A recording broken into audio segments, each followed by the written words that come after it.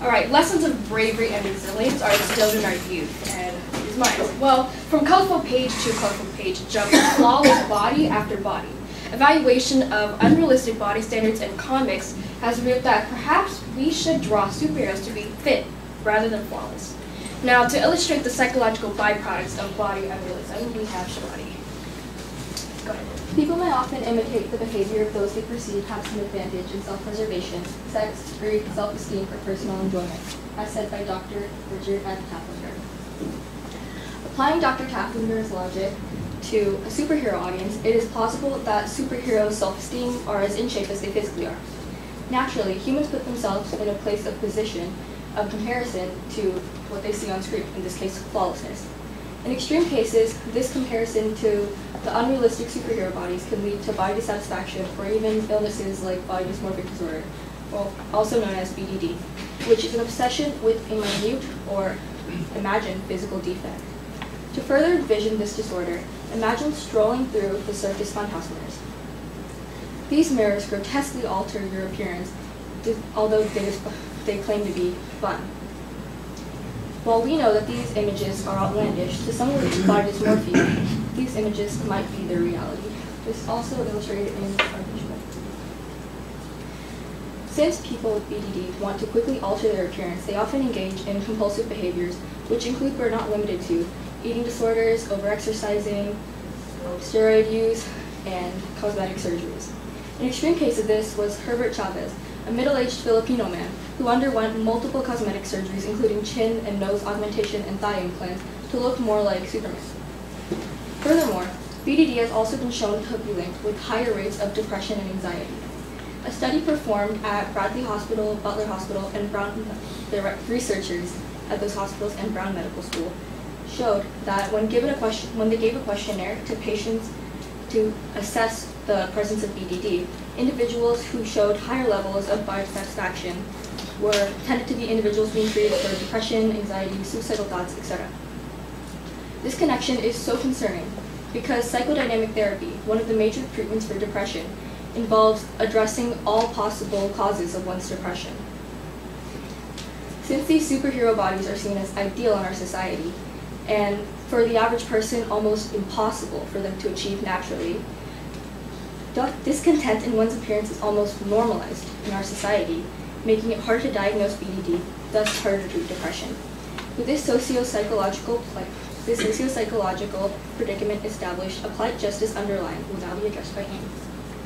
All right, more underlying byproduct of body and realism in comics is misogyny. Before we continue, we have to define misogyny. Well, it's an ingrained prejudice against women.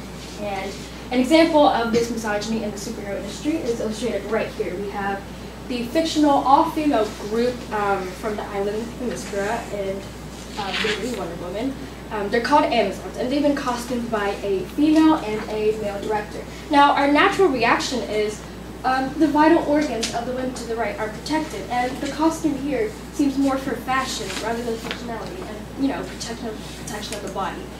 While the intent of male superhero artists and directors is still not clear, the situation still exists in the larger context that women are being sexualized and things can be costuming all throughout media history.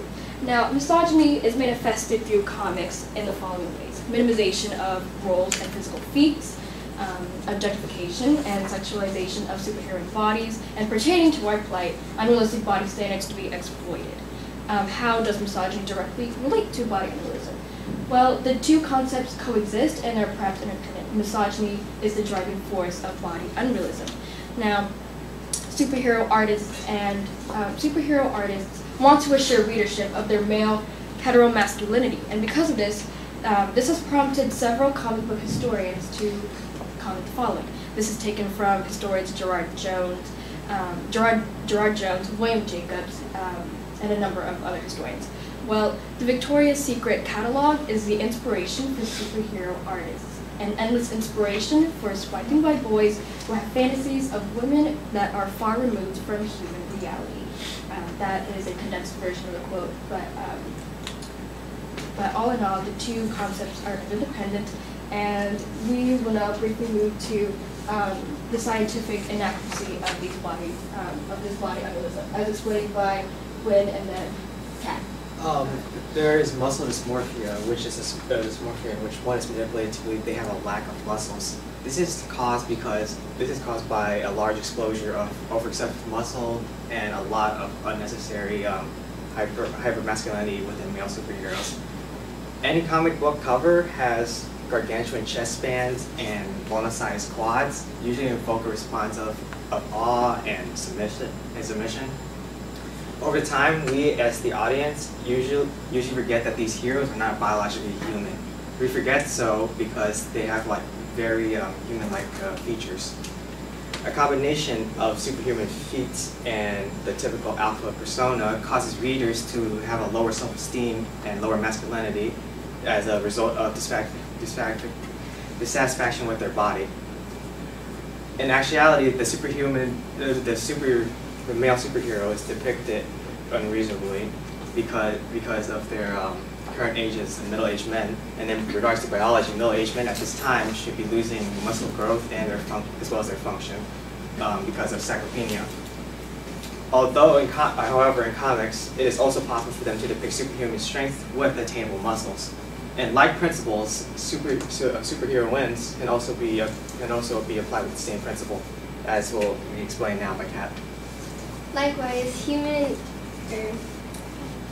bodies in comics aren't realistic in terms of scientific accuracy. For example, it is known to doctors such as Pamela Peeke that as our bodies age, as women's body ages, the estrogen levels drop, and estrogen is a female hormone that helps store fat in both the waist, in the hips and thighs, and when our bodies experience this decline, it goes up to above the waistline.